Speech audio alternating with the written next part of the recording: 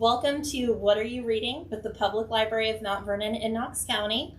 I'm Christy, And I'm Katie. and today's guest. I'm Leeman Kessler. I am the mayor of Gambier, Ohio, as well as being the star of the comedy advice series Ask Lovecraft and the sci-fi audio drama Moonbase Data Out.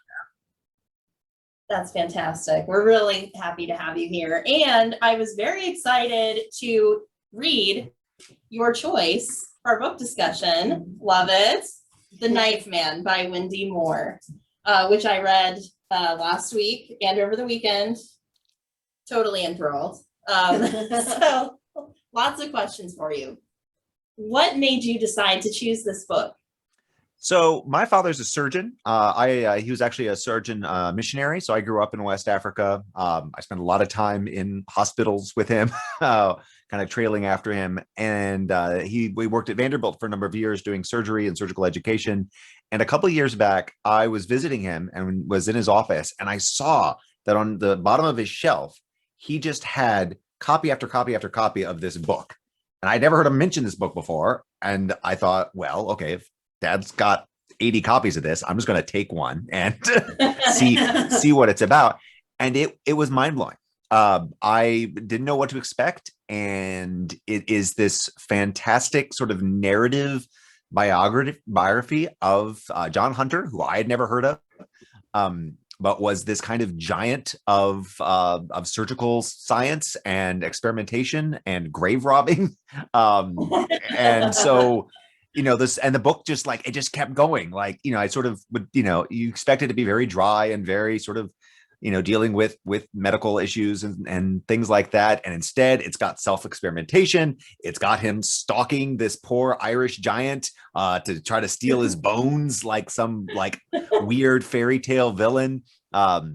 It's dealing with the culture of 18th century England, and sort of the development of a lot of these different sciences, the kind of the change from just sort of accepting received tradition to actually going in and getting your hands dirty. It also weirdly touched on neurodiversity, because they talk about how all the evidence suggests he probably suffered from dyslexia, which is why he didn't trust books, and so was much more I'm just going to go in and get my hands bloody and do the experimentation for myself. And I think I don't know, there were so many different fields that got covered that when I was asked to pick a book, I'm surrounded by books, but you know what? This one's the one that I think most people probably have not heard of. And B is, I think, an absolute delight to go down. Absolutely. I totally agree, because I was going back to my college days of anatomy, physiology. I'm thinking how have I not heard of this person that was so far ahead of his time, not only in the field of, anatomy, but also beating out Darwin as far as his, theories and ideas of the world. No, and yeah, precisely. His looking at what would be essentially what we now call natural selection or things like that. He was thinking of looking at the origin of life, and he was the search for the generative energies and things like that. There's a bit of Frankenstein in there too, which is also fun. And yeah, I mean, it's interesting, right? Because on one hand, it is sort of a book about a great man of science, where we think about Darwin and stuff like that. On the other hand, it does show how collaborative all of this stuff is, and that Darwin wasn't just a guy operating with a stroke of genius, but he was existing in an ecosystem where these ideas were present and were being discussed or being suppressed.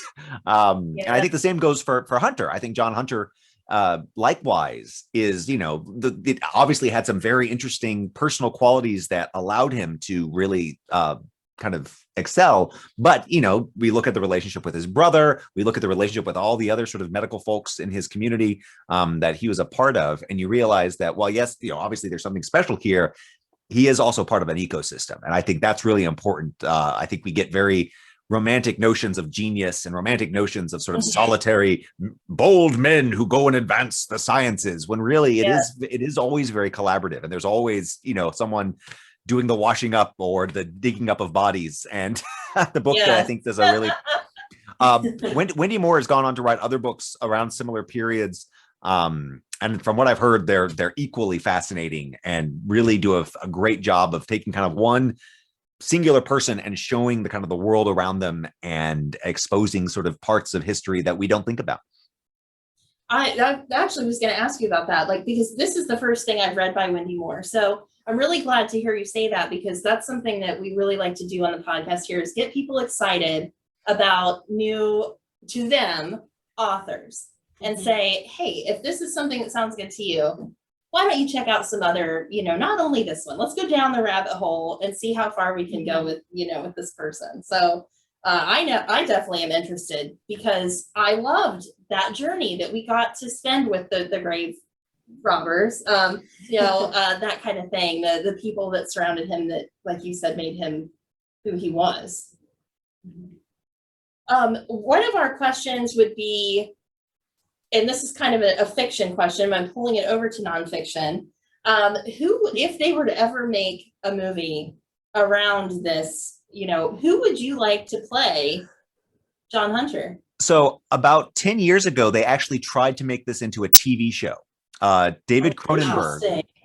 I just found this out like a day or two in prepping for this. Okay. David Cronenberg, who folks might know from like his horror movies and Existenz and things like that, wanted to do a TV show. He's never done a TV show. And so this was a pilot project that he was pitching. And he actually, from what I could tell, got Tim Roth to be, if not Hunter himself, a Hunter-esque sort of mad surgeon, sort of genius. It's hard to tell if it was actually going to be like a period drama or like sort of like a weird House-esque kind of like modern adaptation of this. Because there have been shows like The Nick is a show that's all about kind of the era of heroic surgery. Obviously, it's centuries later, but it's still that kind of that manic, discovery phase of surgery and lots of sort of blood and gore. If anyone here also ever watched the Paul Giamatti John Adams miniseries, that had way more 18th century surgery and medicine than I was expecting. Like, I was very delighted. It was before I read this book, but it's happening around the same time as stuff in here. And like they've got folks getting inoculated. They've got, lots of limbs being chopped off. John Adams' daughter has a mastectomy, which in the 18th century is not a fun thing, I imagine. Yeah. No. They do a really great job of showing like John Adams and Laura Linney's teeth like decaying, and like just as the show goes on and on, like they're crunching as they speak. It's very specific details like that. But as for me, if I were wanting to see this done, I'll be honest with you. I had thought about, because I do performances for the Chautauqua series, and I do a web series where I impersonate historical figures. I was thinking this could be a fun character for me to play. So I'll be very upfront. Part of my, like, as I got further into it, I was like, oh, this would be I could do a Scottish accent. But if I were really like wanting to get someone out there, I think James McAvoy could do a really good job. And I was thinking David Tennant also, but then I realized David Tennant is about the age gap between McAvoy and Tennant is similar between John and his brother William, and that could be a very fun pairing to see. Because I do think you need to find folks who are genuinely Scottish to really kind of bring that home. Because I think there is something about the kind of the juxtaposition of these kind of ruddy Scottish country boys in the refined, kind of Jane Austenian England. Yes. And moving about in those and that culture in very different ways. William took to it much more refined and was willing to, play the game. John didn't care and was just going to taverns and robbing graves. I think you could that could be a really fun juxtaposition of seeing those two, a story about those two brothers and their conflict and just sort of how they changed the world. I absolutely agree. Like, I was actually kind of sad about it, because I was thinking, like, I want to see this. I need to see how that would play out on screen, and there would be so much material to work with. So I hope that actually does come. And hearing Cronenberg's name thrown in there, I'm like, oh, a little worried, but hey, it could be great. Well, that was 10 years ago. We'll see. Who knows who has the rights now? So yeah. If a book I almost suggested, which is very similar, it's set a bit later, but is Jonathan Strange and Mr. Norrell, and it's about sort of dueling magicians in Regency England. And so, again, different, but like, when they're talking about how they like write publications against each other and they're stealing each other's stealing each other's formulas and research. Definitely. There's a lot of parallels that you can find there. Oh yeah, well, we had made a joke before we got on air about Lin-Manuel Miranda presents The Knife Man, the musical. It's interesting. Like I've been writing notes in this, and I sort of would talk about is he essentially the surgical Alexander Hamilton, this kind of obnoxious, Yeah. guy who's constant, who's sort of not making any friends, and but nevertheless is having this sort of big impact on things. Yeah, definitely. That's so funny. Very, we can make all these connections. I also wanted to bring up, I love the structure of this. The chapter titles. First of all, you open up to this amazing poem, right? And then we get these chapter titles, and you're thinking, oh, am I prepared? Which I read a little bit beforehand, and then I jumped into this. So I was prepared. I'm a little bit squeamish when animals are involved. And so I knew coming into this, there was the Captain Cook, some of these working on these animals that were exotic to him. So it is rough going. I mean, I grew up in a house where like surgical training videos were going on. So like I don't assume everyone has my similar upbringing, and had giant posters all around of like eye diseases and things like that. But it's like, it is hard. There is some hard stuff in this book, right. And from the get-go, a lot of his sort of vivisection work that he did, they deal with the fact that, so many of the bodies that he was doing research on were folks who were being executed. I mean, so again, I think she did a fantastic job of making you unable to romanticize this era. She really sort of forces your face in the mud and makes you kind of have to experience sort of what's going on and wrestle with it, right? I mean, that's a fundamental question of this book is, the unethical practices, the body snatching, the like getting people executed, like, it's all, the sort of, is that worth the fact that, these research techniques have saved countless lives now. And like this really allowed surgery and allowed medicine to advance, in a matter of years, what could have taken decades, and there's no easy answer for that. And I think that's it's important for both our fiction and our nonfiction to kind of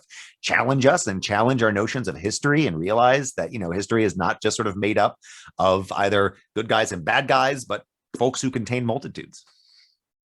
Definitely. I walked away from this thinking that, and that, like you said, is what makes this wonderful, because I wanted to read something that had an impact and a lasting effect. And so I feel like it really did. Well, I thank you so much for joining us. We're really excited to have you here. And this was such an interesting read, and we just can't say enough about, having you join us. Yeah. Well, thank you so much for having me on. I don't know if folks, if you I have a website, leemankessler.com, if you put that on your stuff. And people are able to contact me just as Mayor. I'm pretty easily found. So great. Awesome. All right. Yay. Thank you so much.